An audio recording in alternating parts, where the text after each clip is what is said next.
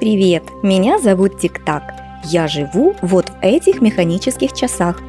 Я слежу, чтобы часы работали правильно и никогда не останавливались, ведь они показывают, как проходит время. Что же такое время? Время нельзя увидеть, услышать, потрогать. Оно невидимо, невесомо. И все же оно есть. Ведь все события в окружающем нас мире протекают во времени. Время всегда находится в движении. Оно не останавливается ни на один миг. Причем течет время всегда только в одном направлении – от прошлого к будущему. Время нельзя повернуть назад, задержать или остановить. С течением времени меняется природа, люди, события, явления. День сменяется ночью, весна – летом, лето – осенью. Заканчивается год, начинается новый. Говорят, если прошел день и ночь, это значит, что прошли одни сутки, а в сутках 24 часа. А 7 суток – это неделя. Давай вспомним все дни недели. Это понедельник, вторник, среда, четверг, пятница, суббота и воскресенье. Испытывал ли ты чувство, когда время словно летит на крыльях? Прошел час, другой, третий, а тебе кажется, что промелькнуло одно мгновенье. Когда это бывает? Когда ты занят интересной игрой или увлекательным делом. Но случается и так, что тебе кажется, будто время ползет медленно, как улитка. Если приходится кого-нибудь ждать или нечем заняться, время словно замедляется. Почему так происходит? Да потому что жизнь человека ограничена во времени, и использовать драгоценное время нужно на интересные и добрые дела. Определять время нам помогают часы.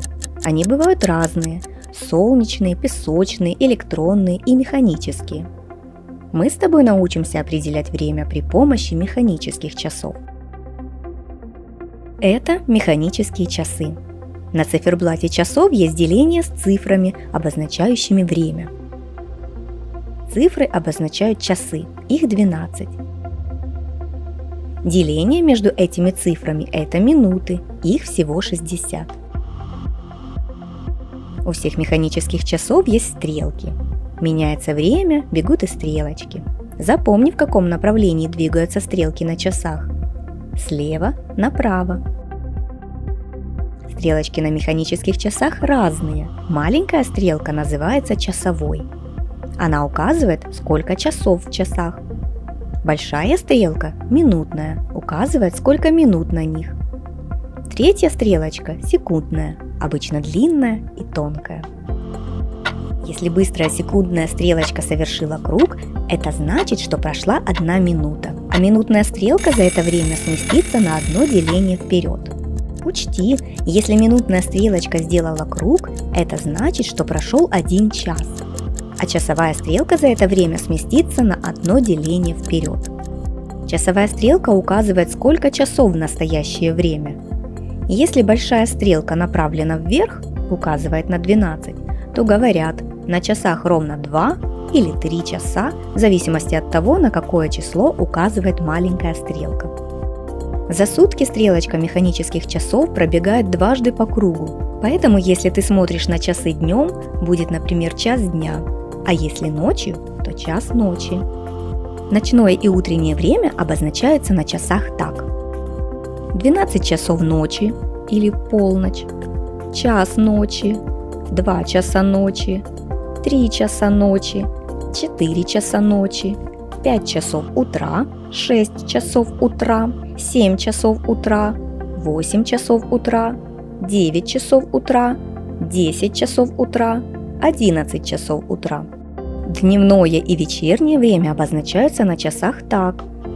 12 часов дня или полдень, 13 часов или час дня, 14 часов или 2 часа дня, 15 часов или 3 часа дня, 16 часов или 4 часа дня, 17 часов или 5 часов вечера, 18 часов или 6 часов вечера, 19 часов или 7 часов вечера, 20 часов или 8 часов вечера, 21 час или 9 часов вечера, 22 часа или 10 часов вечера, 23 часа или 11 часов вечера.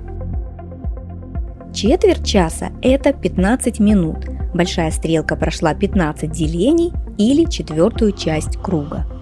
Половина часа или полчаса – это 30 минут. Большая стрелка прошла 30 делений или половину круга.